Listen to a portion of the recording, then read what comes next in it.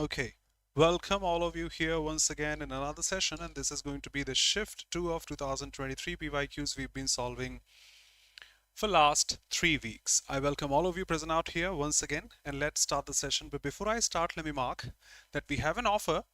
You can use the code SUPER in any category. I'm sorry, that is SSC shown at the screen, but you can get 1.5 times validity and 40% off. Do check before you get any subscription here. The regulatory super elite suggested by us to get all subscriptions, classes, courses at once, including mock tests and everything such. Do have a look. Can use the code SUPER to get flat 40% off and extra validity also. Please check once you get subscription or before you get subscription. Okay, so here we go with the process, starting with the first one here. But before that, let me just change the camera angle. Just a sec.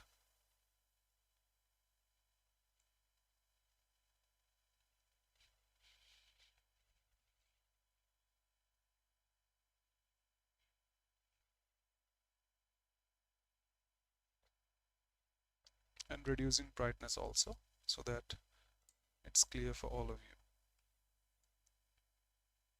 Must be visible properly. Yes.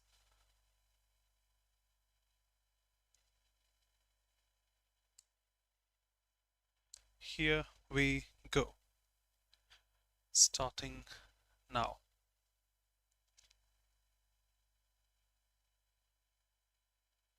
Welcome everybody here.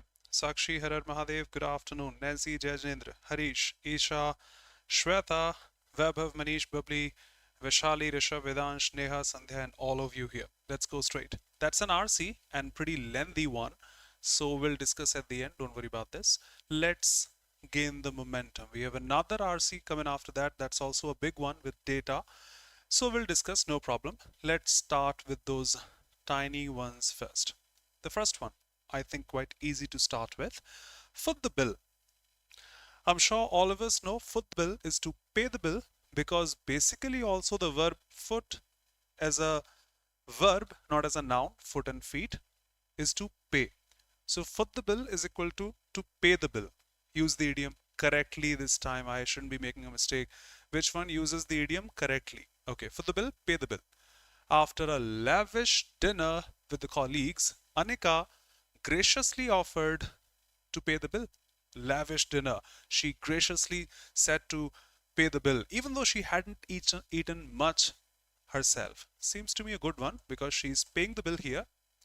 Although she hasn't eaten much, but she's graciously offering to pay the bill after the dinner. Perfect.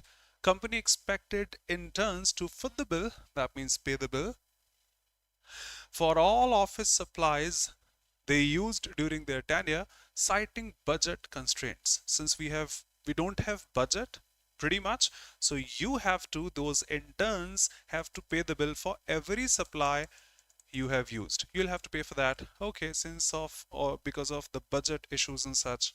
Okay. The third one. During the charity event, the guest speaker dramatically kick. Here I think the meaning of foot is to kick, not to pay, over a pile of fake invoices. Imagine this pile of invoices. You are dramatically kicking that with your legs to symbolically foot the bill for global debt. You are not paying the bill. Madhavan, welcome. Would love to see you in the evening also. Jessica, Radhe Radhe, no problem. Kya baat hai? Respect, respect. Here he literally kicked.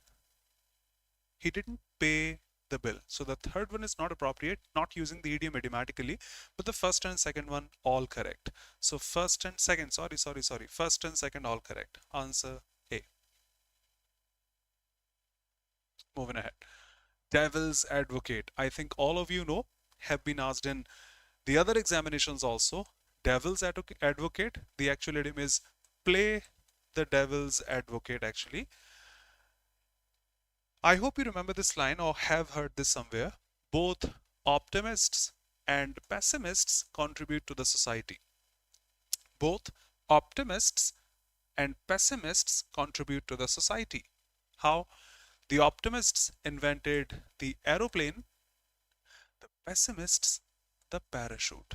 Okay, I have invented, say, an aeroplane. Wow, humans can fly. Yep. Hello. What if it doesn't, say, fly in between? The engine fails, the pilot sleeps. What? That's a concern. So let's strengthen this invention. We discovered or invented parachutes also. That means you play the devil's advocate. You yourself consider those negative points also to make that even better than before. Let's see. Even though she agreed with the proposal, she agreed. But she played the devil's advocate to make it stronger, better, strengthen this during the meeting to help the team consider the flaws in the plan. That's the best description, I would say. That's the meaning of the idiom if you're not aware of this. The lawyer acted as a devil's advocate by defending a known criminal. You are defending a known criminal. You are not playing the devil's advocate. For a positive thing, you are not discussing the negativity to make it even stronger. You are literally an advocate.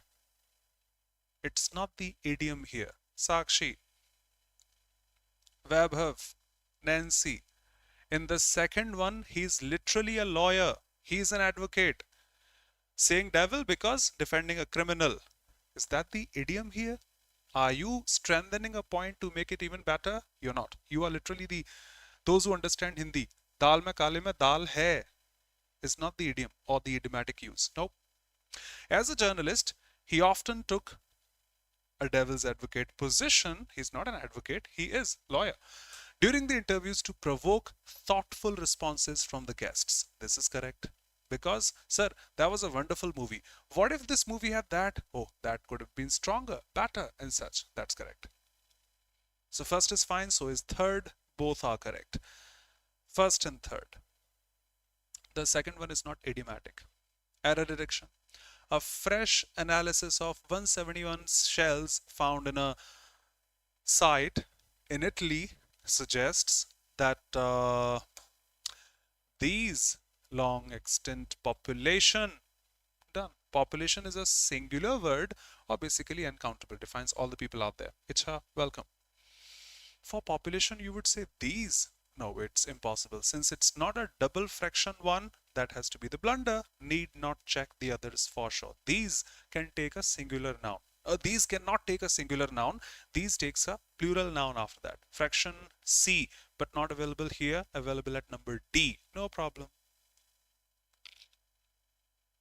Public anxiety about the capacity of digital age children and young adults to read anything longer than a screenshot has come to feel like panic. Fine. Morally, panic is noun. Nouns are not modified by adverbs. That has to be an adjective here. Moral panic. Read it again. Public anxiety about the capacity of digital age children, all of us are, and young adults also, to read anything longer than a screenshot. They can't read anything longer than a screenshot. Oh, that's why they have problems in their reading skills. Some witnessed in the previous session also. Has come to feel like moral panic. They can't read anything in case of a choice, Sakshi. If I give you a book, you cannot. If I give you a novel, you cannot. If I give you a newspaper, you cannot. You can just read a piece of screenshot in your mobile. That's the problem. That's the anxiety they are feeling. And we have a blunder. Fraction E, available in C. Uber, I think that's the pronunciation, has sold its food delivery business. It is bold. It doesn't have an error. Neha, no problem. Sakshi, you understand this. Don't be yourself. Try to be someone who is just a beginner. Don't be a tech savvy. I've always read those, how should I say, let me talk to you in Hindi. यार ये इतना नहीं पढ़ पाऊंगा मैं, ये किताब विताब मेरे से नहीं पढ़ी जाती.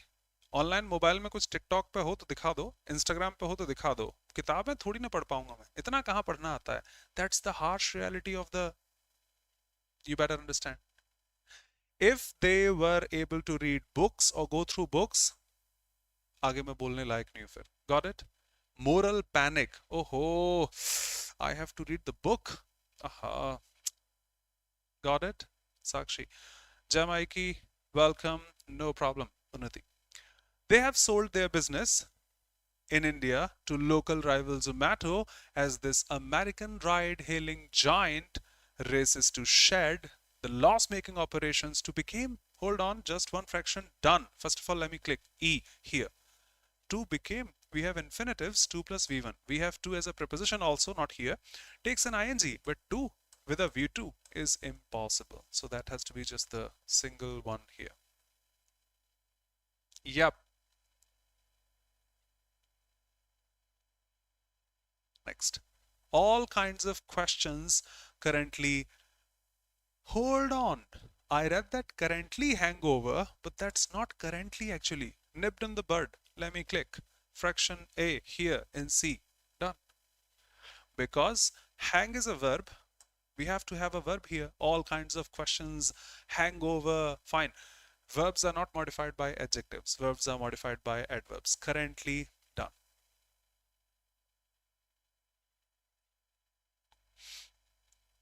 Very few leaders questioned the argument put forth by the scientific community that the difference among this and that. Hold on. First of all, it takes a fixed preposition difference between. The other thing is we don't have a pairing of among and. We have a pairing of between and. Done. Need not check the others. Fraction D, option A. Green turtles classified as endangered are blank space by habitat loss as well as by poachers. So the theme is negative. We'll be putting a negative word here. Green turtles classified as endangered, that's negative, by the habitat loss. Poachers have to be negative. The first one, Jayapardais, I always teach this like a leopard. If you come across a leopard, we are in danger.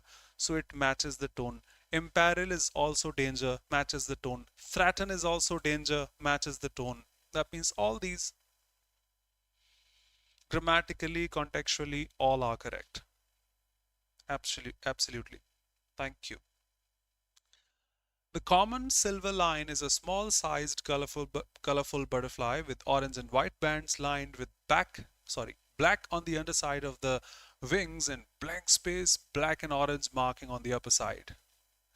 You are saying the common silver line is a small-sized, colorful butterfly with orange and white bands lined with black on the underside and this on the upper side. So you are saying that's a beautiful, colorful butterfly, not a hazy butterfly. Conspicuous, clearly visible. Okay. An adjective before the markings over there. Prominent, also in the tone of visible, will work. But discern is a verb.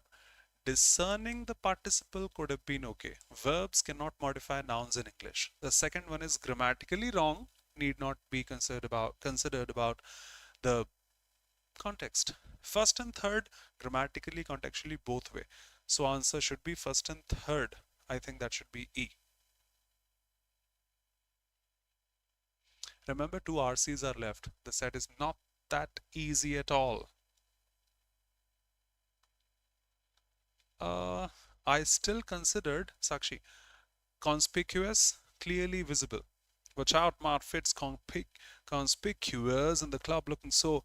Okay, watch out, Mart Fits ridiculous in the club looking so conspicuous. I would say clearly visible, easily noticed and such. If you are saying, let me open the dictionary and check. Just a sec. Noticeable, obvious, easy to see. Standing out so as to be clearly visible, attracting notice or attention. Need not say subtle. You are probably saying subtle because of the description over there. You are probably saying subtle because of the description, like that's a small one and such. Where is that?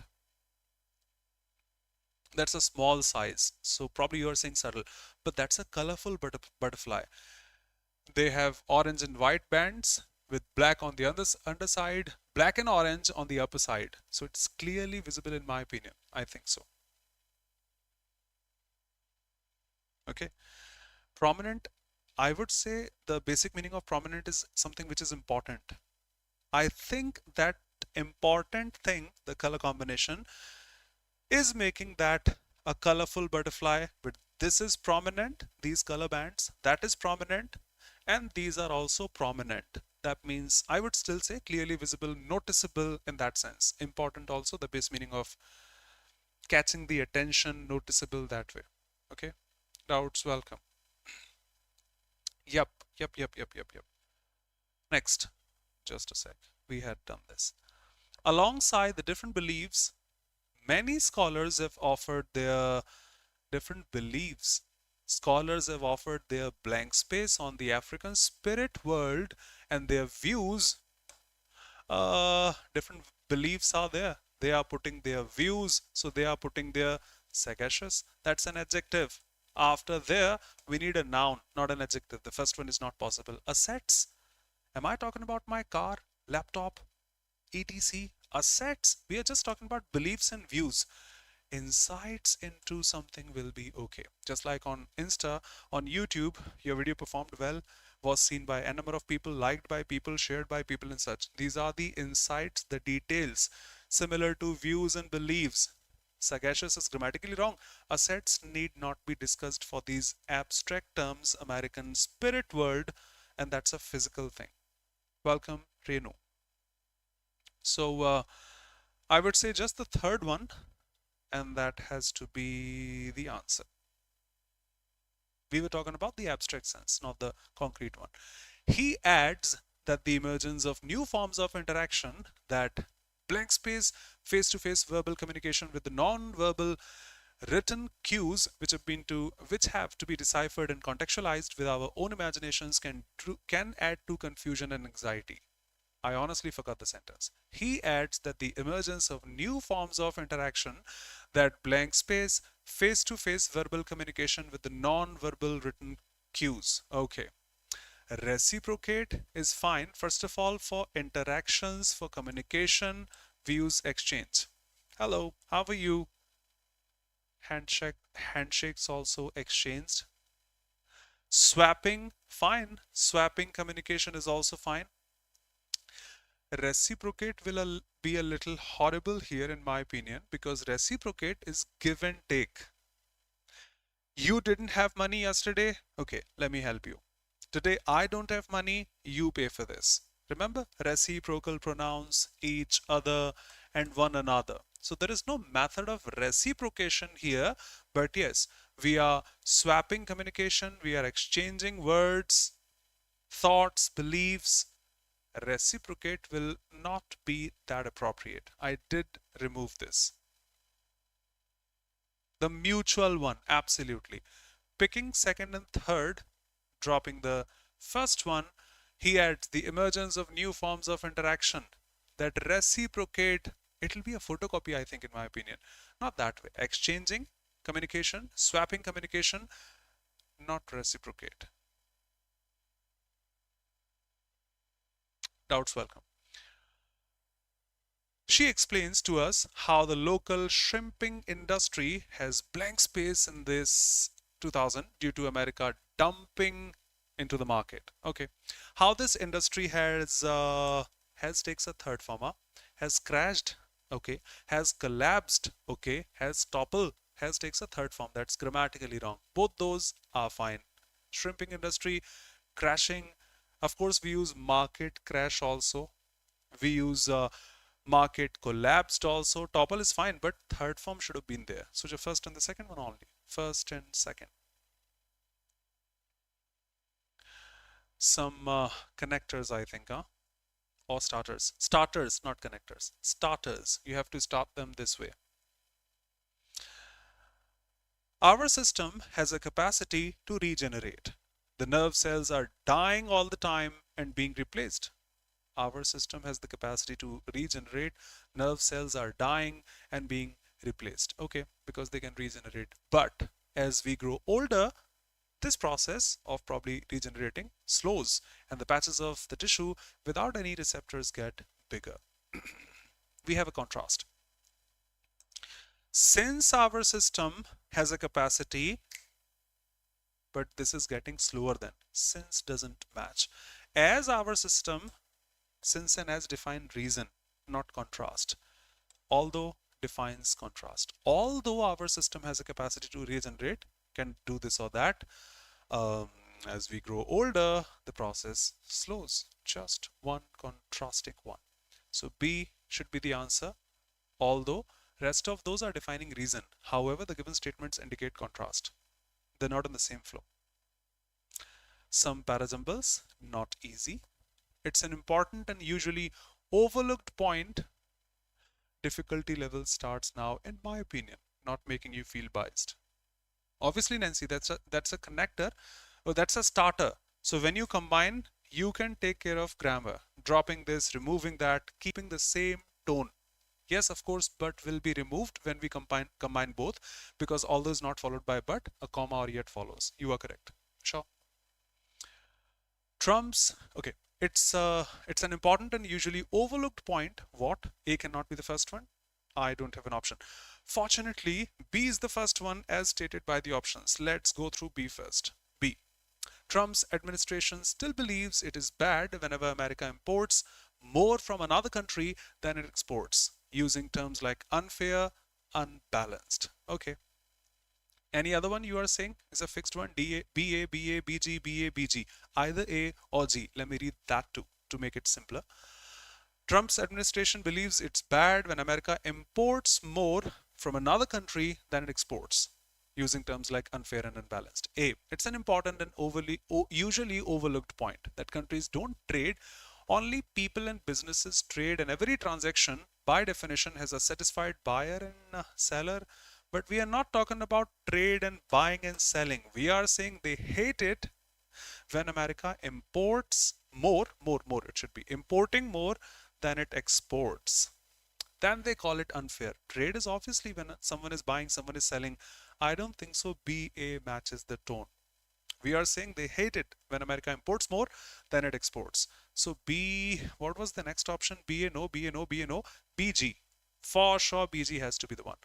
Economists have understood for centuries that trade deficit, that's deficit, importing more, exporting less, that's going to be the deficit, are not a good indicator of a country's economic well-being. Perfect. Had we had just one option, that should have been correct, but we have two over here. BGD, BGF. F says, for example, trade deficit, talking about the same trade deficit. Is it matching the theme also? In many countries have been lower in times of recession. And what was the next one? BGD. Attempting to balance trade between countries can lead to trade wars. I think you are so sure, need not read the others. Trump's administration still believes it's bad when they import more, export less. Economics have said like trade deficit, that's a deficit, are not a good indicator of a country's economic well-being, and trade deficit in many countries have been lower in terms of recession. I would say, since we have options B, G, F, and that has to be the answer. BGF is not the answer, but I thought that is the answer.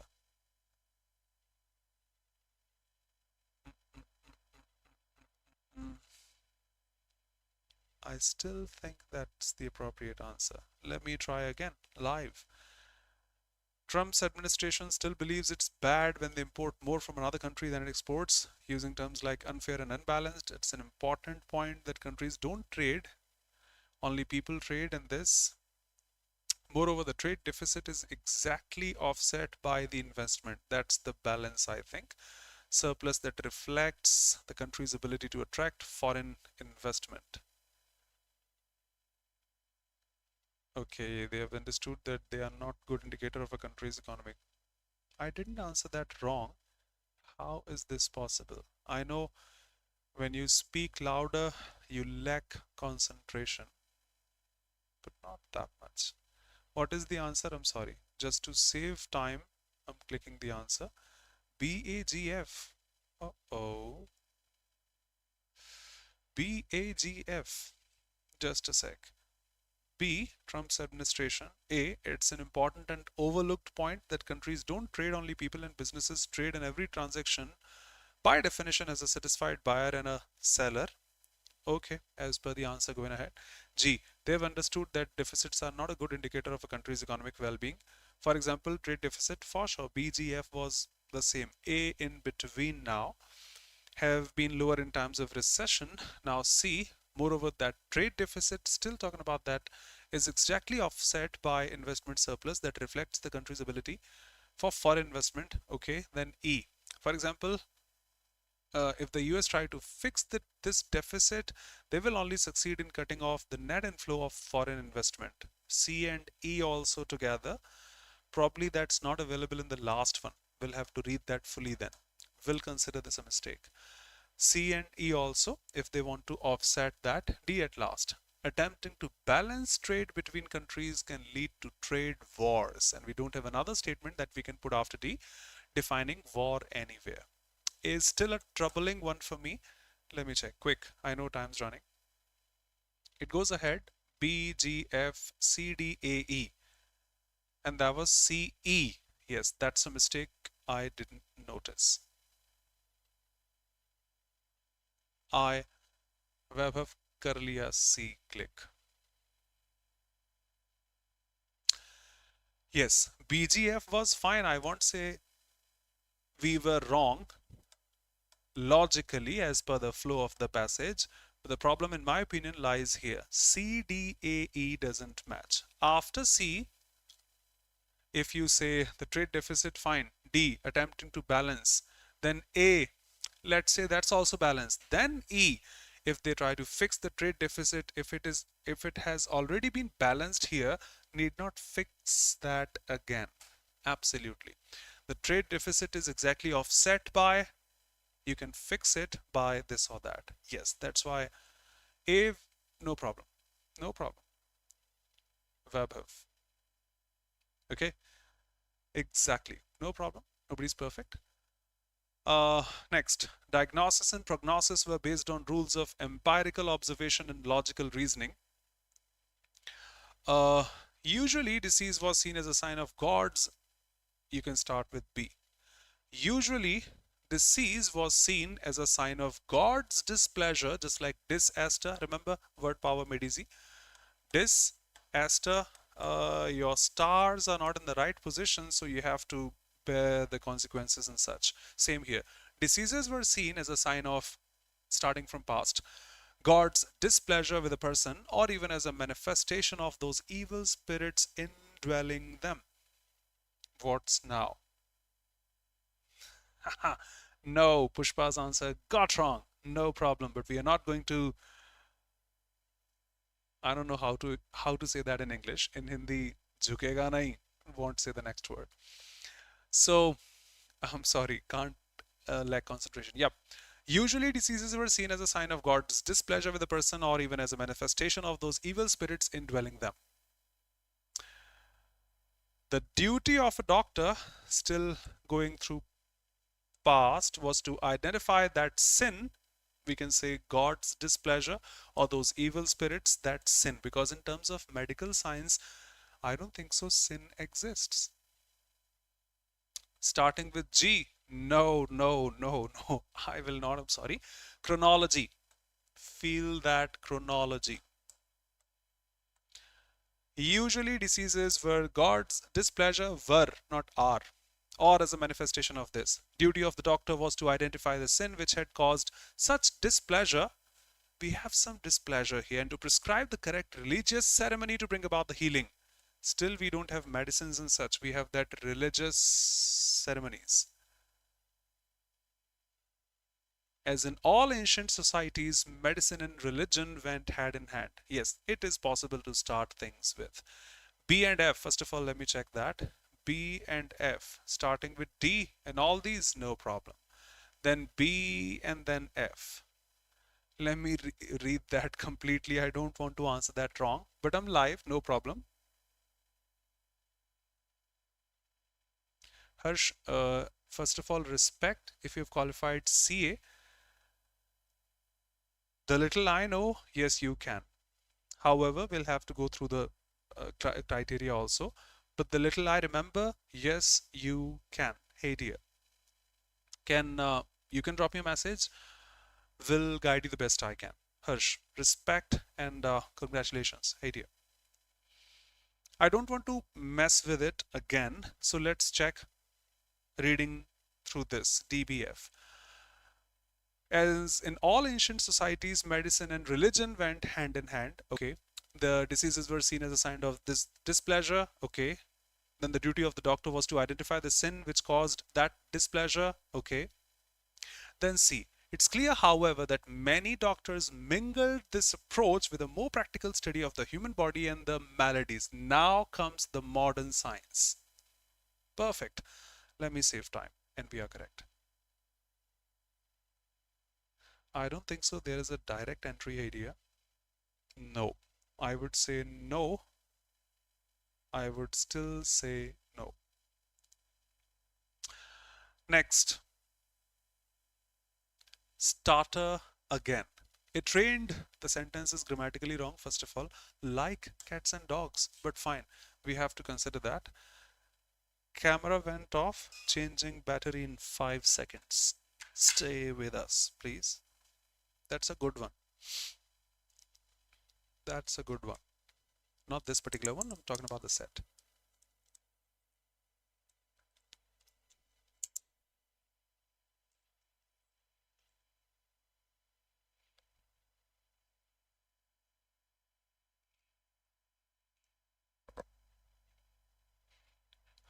I should have gone through the previous one fully. Made a mistake over there.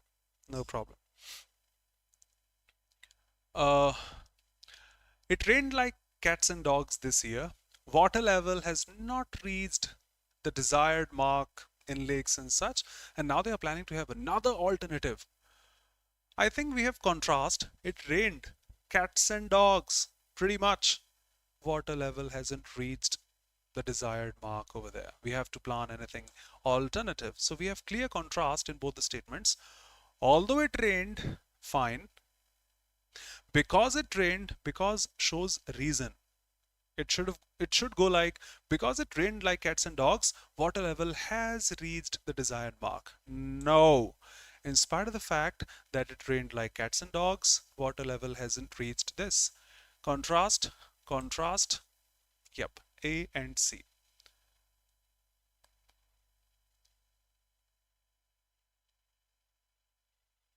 Okay. Next. He is a creative writer. He has several novels and short stories to his credit, implying that he may be writing more books this year in the present.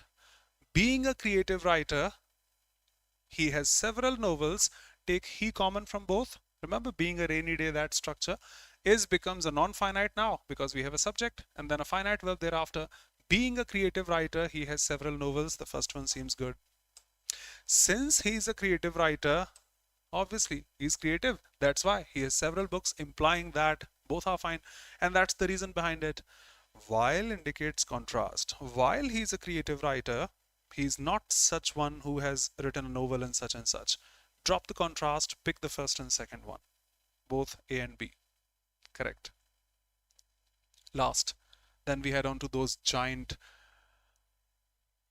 Abhishek Sharma and Travis had then. A method to one's madness. Somebody may be mad. I did mention I didn't know that this is going to come up. Abhishek Sharma, Travis said, I said, putting an example.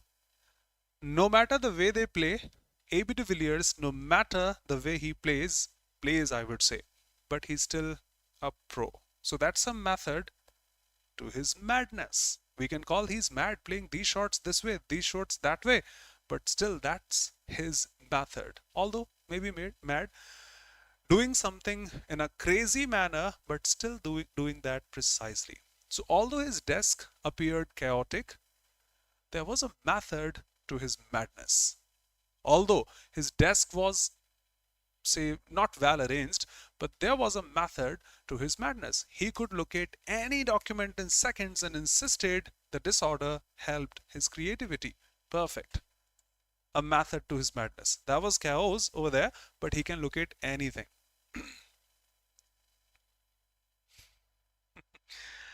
Uh, the playwright's unconventional narrative style initially confused the audience, but critics later praised the layered symbolism, recognizing a method to her madness. Her unconventional narrative style initially confused the audience, obviously because of that madness, unconventional, confused, but they later praised the symbolism. Whoa, great, absolutely. During the experiment, the scientist conducted random tests with bizarre equipment, madness, just to entertain himself, showing there was a method to his madness. He was doing things in an awkward manner, but still precise. If I don't get this wrong, I think all three must be the answer. Got this wrong again. Goodness. Which one did I miss? The first one must be correct. Second one must be correct.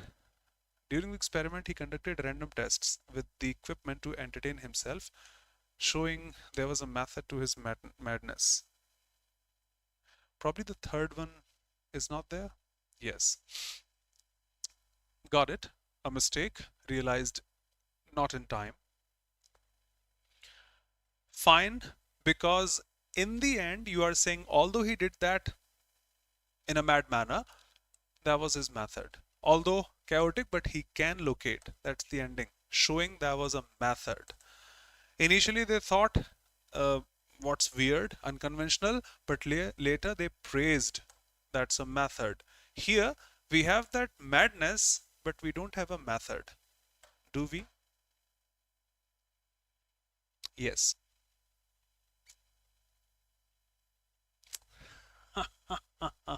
Vaibhav. Got it? No problem.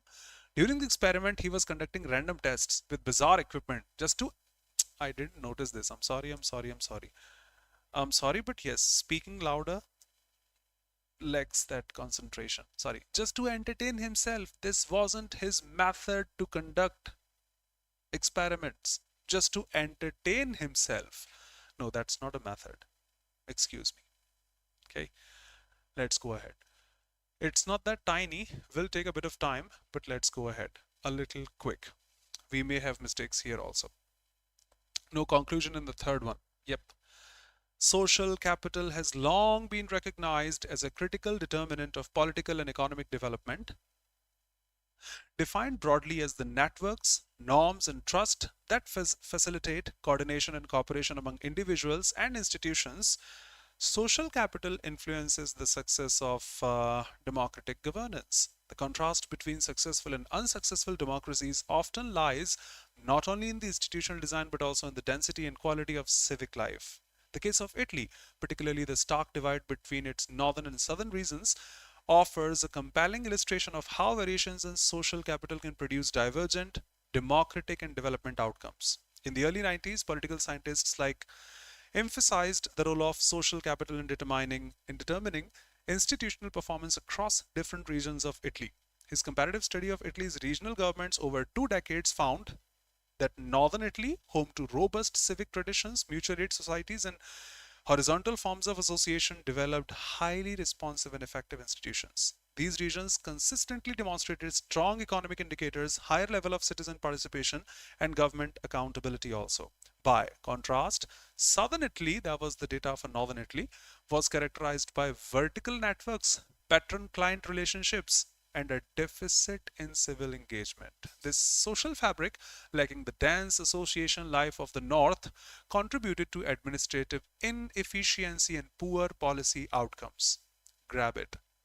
Governments in the South were often inefficient, opaque, and plagued, irritated, problematic by corruption in the South. Okay. Public services were problematic.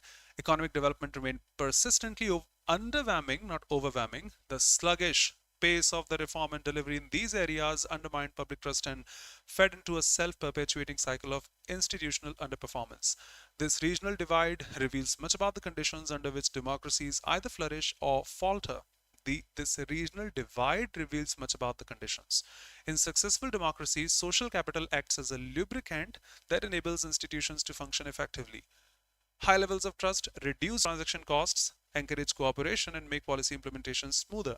In unsuccessful or struggling democracies, the absence of social capital leads to fragmentation, opportunism, and inefficiencies that stall development. Italy's internal divide thus serves as a paradigm of global democratic variation.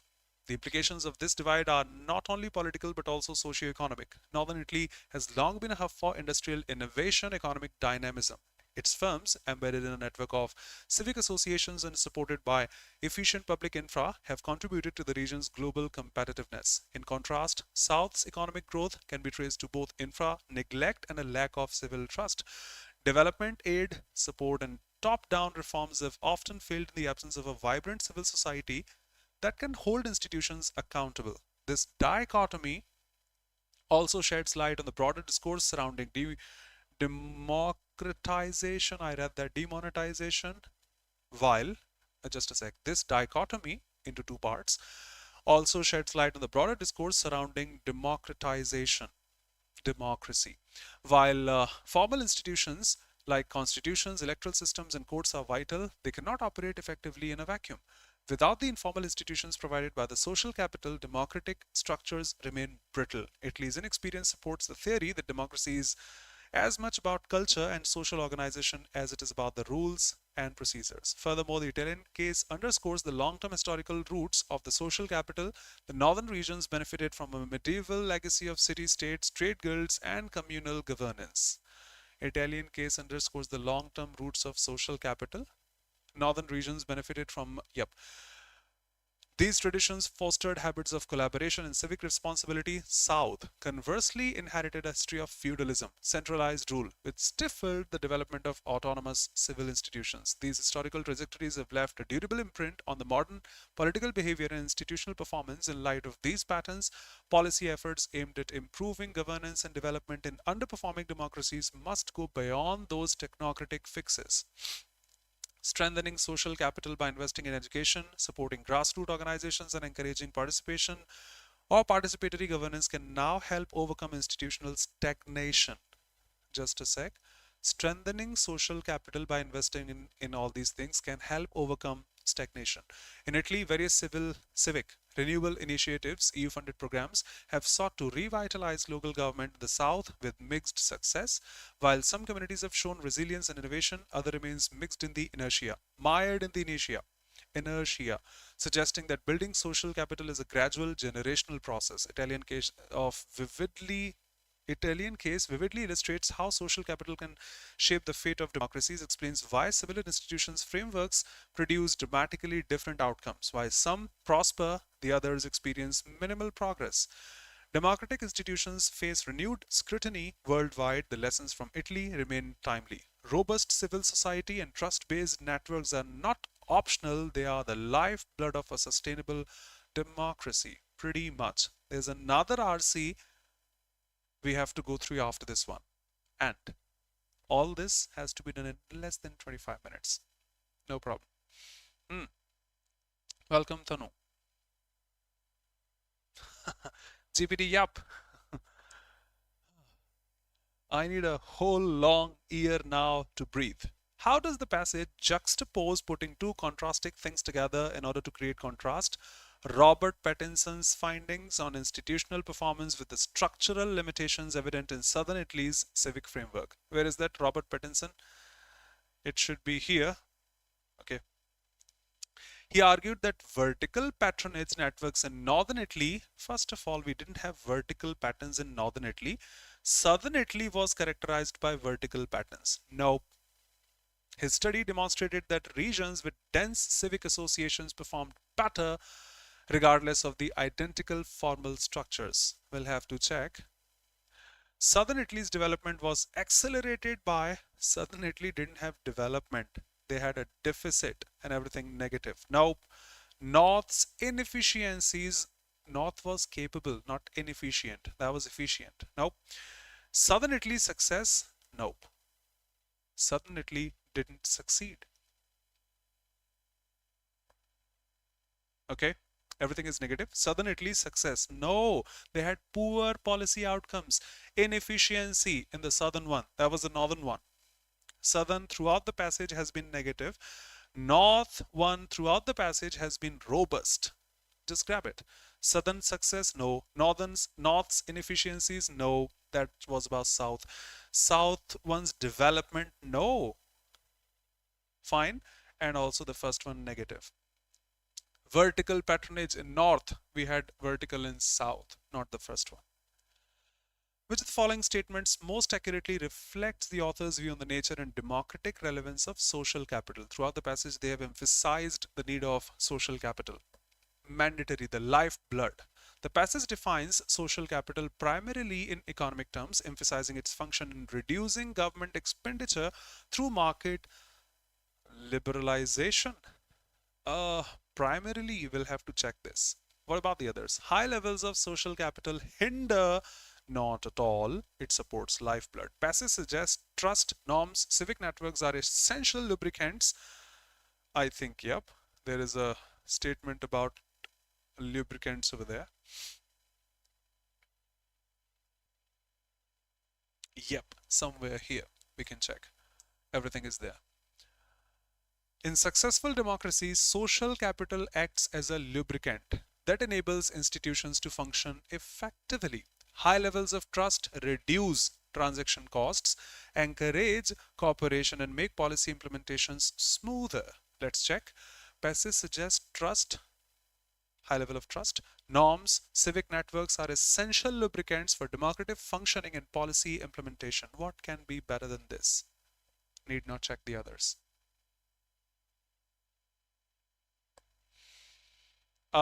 What does the passage suggest about the historical underpinnings of social capital and their influence on the regional political outcomes in Italy? South's democratic advantage. South had democracy and the advantage. I don't think so. The passage credits the North's institutional stagnation. The North wasn't stagnant. Historical experiences with communal governance in the North cultivated habits of civic cooperation that persist in its modern political behavior. Yup, but need to check the others. Nothing is straight. Southern Italy's administrative efficiency. Why are you lying again and again? That was inefficient. The passage argues that historical legacies have little enduring effect. You can't say that. Throughout the passage, they've been talking about history, 90s. Correct. The only positive one out there. Plus, plus, Vaibhav. Thank you. Which of the following statement or statements best aligns with the nuanced perspective offered in the passage regarding the effectiveness and limitations of governance reforms in southern Italy? Okay. Institutional enhancements in southern Italy witnessed swift success when backed by external support, showcasing the efficacy of technocratic interventions. It may be here in the end, not there throughout the passage. The answer to the previous one. The Italian case highlights the long-term historical roots of social capital. The answer to the previous one. The passage highlights the foundational role of grassroots civic engagement and educational investment in fostering durable democratic reform. Yes, if I'm not wrong, attempts to stimulate local governance have encountered uneven progress attributed in part to entrenched socio-historic legacies inhibiting that civic renewal. Need to check this also. Will be horrible. Again. Passage highlights the foundation role. Institutional enhancements in southern Italy witnessed swift success when backed by external support. Do we have that external support here?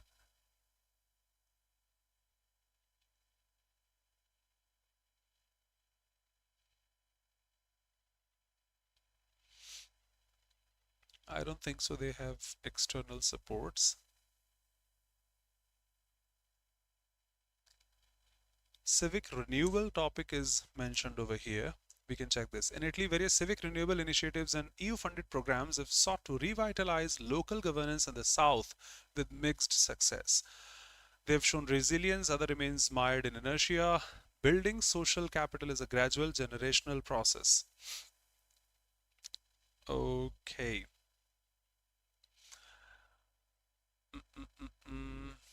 Saving time, going ahead. I don't think so. The first one is correct. Passage highlights the foundational role of grassroots civic engagement and educational investment in fostering democratic reform. Yep. Attempts to stimulate local governance have encountered uneven progress, attributed in part to socio-historical legacies inhibiting civic renewal. The process is there, but mixed one, we can say uneven, because some prosper while others progress. I think second and third. If I'm wrong, excuse me.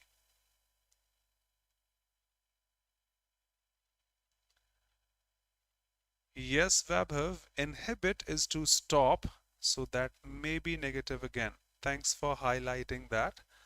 When you say inhibit, renewable, uh, uh,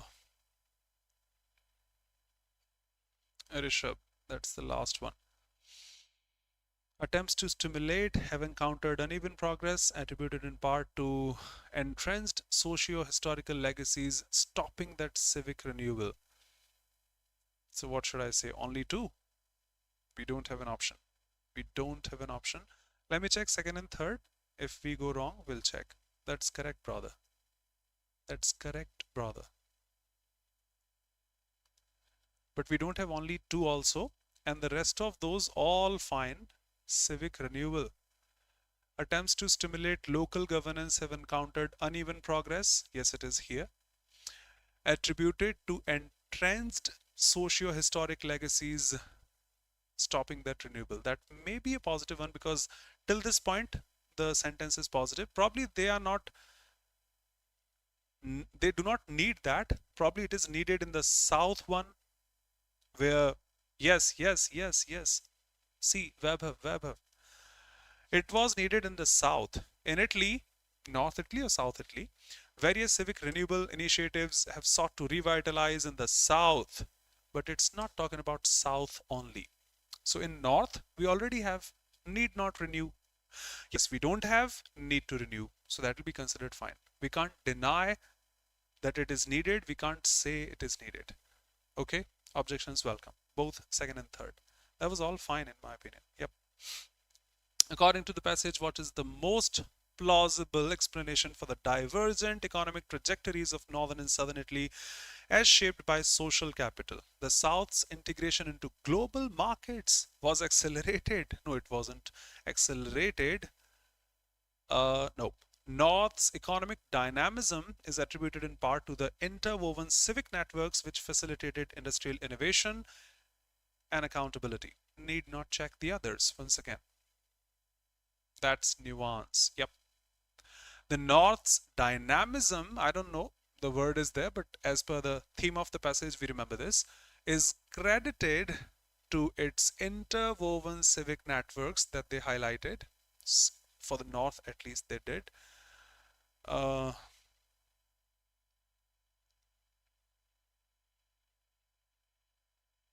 They did mention it was because of the home to robust civic traditions. Yep, fine. Which facilitated innovation, accountability, and everything such. The government accountability they are saying. Innovation also later in the passage. Fine. Need not check the others then. That's positive. What can be inferred from the author's line? In light of these patterns, policy reforms aimed at improving governance and development in underperforming democracies must go beyond technocratic fixes. That means you need something else also. It should go beyond that.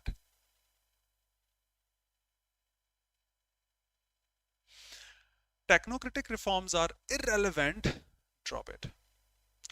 And should be abandoned also. Drop it. You should be abandoned. Author believes underperforming democracies have already resolved. If they've already resolved, why would they say they must go beyond these fixes? There should be an additional part also. Nope. There is a limitation in relying only on this for democratic reform.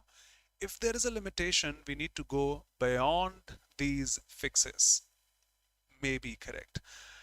Interventions have succeeded. If they have, need not go beyond. Policy failures are primarily due to this, not this. I hope you too can eliminate. No. If they've universally succeeded, why do you need to go beyond these fixes? No. Look at the no Rishabh, no brother. Why everyone saying E?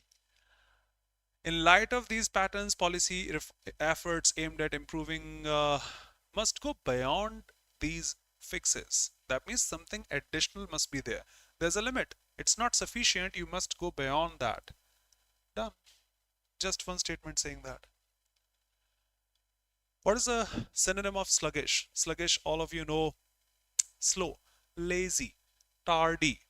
For growth also we use. Buoyant is actually the antonym of that, the savior, having that full potential. Inert, for sure the same. Need not check the others then. Let's save time. Which of the following? That's a different one. Now we'll have to read this passage again. Quick. In March 22, Australian Council of Trade Uniforms, not uniforms, unions, ACTU, seems to me ITUS, इसकी टोपी उसके sir, proposed a 5% increase in the national minimum wage, aiming to raise it to 21 from 20. This adjustment would result in an annual salary of 42 for full-time workers. The initiative sought to support approximately 2.67 million employees dependent on the annual wage review for salary adjustments. The secretary emphasized that this raise was essential for the low-paid workers to keep their heads above water amid the escalating inflation and living expenses. The call for a wage increase was set against a backdrop of significant economic challenges. In the previous year, inflation had risen by 3.8, wages had just 1.7 increase, leading to a decline in real wages. Trend persisted into 22, with inflation outpacing wage growth by 1.25%. Morrison government faced criticism for the budgetary measures, which were perceived as offering only temporary relief without releasing the structural issues of high inflation and stagnant wage growth. The proposal, Twitter, varied responses from different sectors. Employer groups were anticipated to suggest more modest wage increases ranging between 2 to 3. Historically, the coalition government had adopted a neutral stance in minimum wage deliberations, providing technical insights into the economic landscape without advocating for specific wage adjustments. He criticized the approach, suggesting government had been passive regarding initiatives. Political arena was also engaged in the discourse on wage adjustments. Shadow Treasurer at the time highlighted the government's track record of overpromising and under-delivering on wage forecasts, noting 52% of the last 55 projections had been inaccurate. In response, the PM asserted that the real wages were projected to increase, attributing this to the government's success in reducing unemployment to below 4. He projected the wage price index would reach 3.25 in the following year, making the most substantial growth in nearly a decade. Wage price index. Following these discussions, the Fair Work Commission announced in June a 5.2% increase in the national minimum wage, translating to an additional $40 per week for minimum wage earners. Now things are getting weird, so much data. Following these discussions, the Fair Work Commission announced 5.2% increase in the national minimum wage, translating to an additional $40 per week. The decision elevated the hourly pay rate from 20 to 21, impacting at least 2.7 million Australians. Commission cited a sharp increase in the cost of living as a significant factor influencing their decision. Reserve Bank of Australia Governor Sean Pollock supported wage increases, particularly for underpaid sectors like aged care, suggesting that such raises were justified and would have minimal impact on inflation. The proposal for a 5% increase in Australia's minimum wage highlighted the pressing challenges faced by low-income workers amid the rising inflation and living costs. The Fair Work Commission's subsequent decision aligned closely with the ACTU's recommendations. The broader conversation about balancing wage growth with the economic stability remains an important issue in the Australian labour market. Okay. This is, I think, trickier. Going ahead. Quick. Which of the following best defines the nature of political and institutional responses to this? The Morrison government endorsed the wage proposal, viewing it as essential for reducing unemployment and stimulating economic confidence. I forgot everything, to be honest. The Australian Council of Trade, the Morris government endorsed the wage proposal. Viewing at this, I don't think so.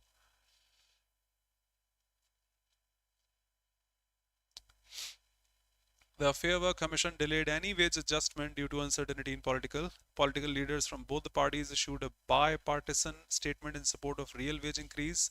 Coalition government collaborated with the ACTU to design a tiered wage adjustment plan that will gradually lift real wages over 3 years. Institutional responses that of Fair Work Commission operated independently of the political pressures. I don't think so. First or fourth, the government endorsed the ACTU's wage proposal, viewing it as essential for reducing unemployment and stimulating economic confidence. The coalition government collaborated with the ACTU to design a tiered wage adjustment plan that would gradually lift real wages for over 3 years.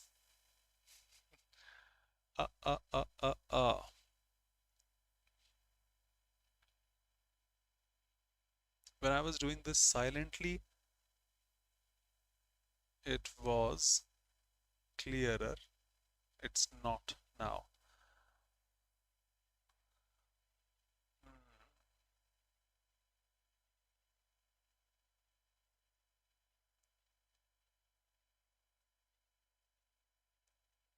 Uh-oh. Uh-oh. Yes, I'm wrong.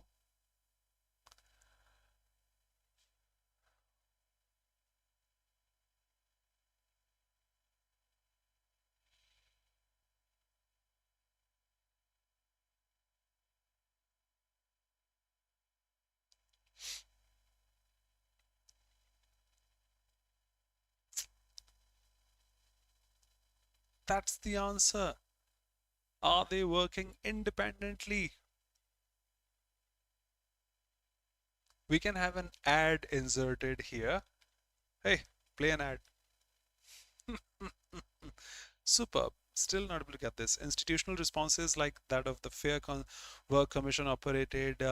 Is that operating independently? Following these discussions, they increased independently. Yet their final decision closely mirrored the demands. The passage indicates the Fair Work Commission announced 5.2% increase, closely aligning with that proposed 5. But did they? While the Commission is an independent institution, do we know that as per the passage? Its decision reflected the pressures created by rising living costs and widespread political debate, without overt political alignment, making the best nuanced choice. Okay. But I cannot see, following these discussions, the Fair Work Commission announced this decision. The Commission cited a sharp increase, supported this, particularly for this. No, I didn't attempt that initially also because of lack of time. The previous one was a lengthy one. Align closely is fine, brother. I'm just looking for this piece of information in the passage. Are they operating independently? Fair Work Commission? Because I cannot see this information out there in the passage.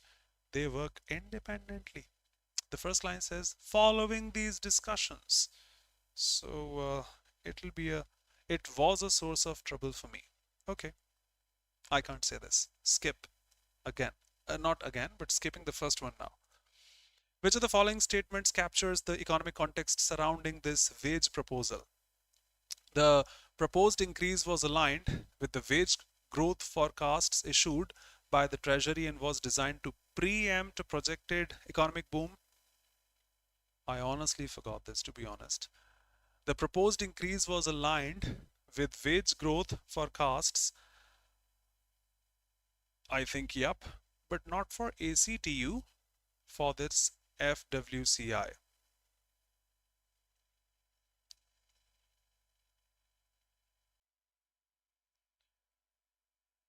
Just a sec. Which of the following best captures the economic context surrounding the wage proposal? ACTU wage proposal. The increase was aligned with the wage growth forecasts? No, because Wage growth was 1.7, but the inflation was 3.8. So I don't think so it was aligned with that. The government welcomed the proposal as a strategy to stimulate consumer demand and curb the inflationary spiral. I don't think so. As per the data, it is going to be. They are curbing that inflation. Inflation is rising at 3.8, wages 1.7. The wage increase was proposed in response to a significant real wage decline as inflation outpaced nominal wage growth in the preceding quarters.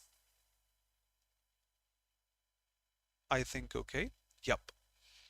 No, no, and yes. Wage increase was proposed, fine, in response to a significant decline because inflation outpaced the nominal wage growth in the preceding quarters. That has to be. Which of the following statements is true based on details from the passage?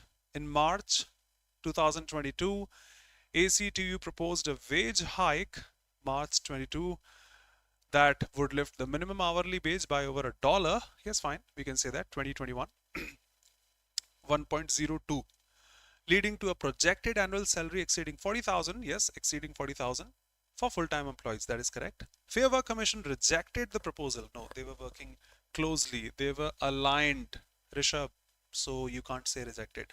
Morris government supported the push for high wages and called for a 5% increase in 2022.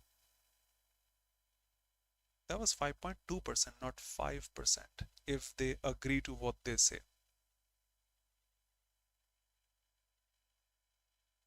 Morris government supported their push for higher wages and called for a 5% increase in 2022.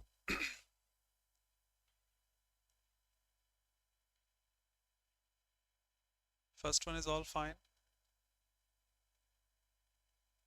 I can see this line here. The ACTU's 2025 proposal for a 5% increase in Australia's minimum wage highlighted the pressing demands. No, it's not supported by the Morris government. Yes, you can see there. The line is there. 2022 proposal for a 5% increase, but not by the Morris government. ACTU's proposal for a 5% increase in Australia's minimum wage highlighted the pressing challenges faced by low-income workers amid rising inflation. Objections welcome. Vaibhav, Shikha, Rishabh. Okay, so just the first one has to be correct. I don't think so. The second is wrong for sure. But they rejected. They worked closely. We have that line here. Closely. Aligned closely with the recommendations. The first one is all fine. Probably the last. Keep your heads above water. If you say that, then you just survive or maintain. Hanji, it needs to be done again. I've been shouting for last 1 hour and more. I had a previous class also. So honestly, it lacks the concentration for sure. When you say keep your heads above water, that basically means you hold your head out of water, just avoiding drowning in the base sense, but here idiomatically, avoid being consumed by a stressful or unpleasant situation, especially related to work or finance. Avoid being consumed by a stressful or unpleasant situation. Highlights their psychological resilience and ability to remain stable amid the escalating polarization, I think is correct. I got 3 to 4 wrong now. It underscores their precarious financial situation, suggesting they are barely able to meet the basic living expenses due to stagnant wages and rising inflation without achieving that. Uh-oh. But both seem good now. It highlights their psychological resilience and ability to remain stable amid escalating. Vaibhav, excuse me for this. Escalating inflation or escalating political polarization? I made a mistake live, and I'm a human, to is human. Fine. But we have the answer now. They were stable. Yep, they were. That's what keep your head above water, but not amid escalating political tensions or societal unrest. It was because of inflation which was rising. So escalating inflation, not political polarization. Had I not been speaking? Yes. And I think that was the last one because, okay, we have another one. So which of the following is the most appropriate to fill in that word X? The proposal Blank space varied responses, brokered. No problem. No problem. Need not say that. Need not say that. Yes, we can have a look again. Broker is actually, all of you know, arrange or negotiate a deal. Proposal. Proposal can broker varied responses. Horrible. When it comes to scaffolded, it is quite the same. Scaffold is actually the raised platform as a noun, as a verb, attaching that to a building. Out of context, I would say here. Moot point, I think you remember the idiom, a topic of discussion. Moot point, I think you remember the idiom, a topic of discussion. However, elicit is to evoke, draw out, draw forth, put forth, I can say here. The proposal got varied responses from different sectors. Maroon separated, Maroon 5. Maybe give me one more night. Draw various responses out there from different sectors. That's all we had in this session. Thank you so much. Yes, I got 4 wrong at least. Rest of these have been done by us. Thanks a lot for being here and bearing with me. But that's the honesty. Nobody's perfect enough, I think, to cover all these questions in less than 25 minutes with 100% accuracy. See you pretty soon next week for another one. Thank you and sorry for the mismatches. Thanks a lot. Yes, I swear I was diverted. When I do this silently, have that maximum concentration. When I speak, say that loud, look at the comments. Yes, it disturbs. It disturbs. Thanks a lot for bearing with me today. Shikha, Vaibhav, Tanu, Rishabh, Madhav, GBD, Vedansh, thanks a lot, brother. Vaibhav, thank you so much. A little. Isha, and all of you here. Bubbly, thanks a lot, beta. Thanks a lot for your presence. Madhav, GBD, would love to see you in the evening at 5 today in a new batch. Would love to see you in the evening at 5 in the new batch. Thanks a lot, Nancy. Valga, Valamudan, Thambi, thanks a lot. You too. Okay?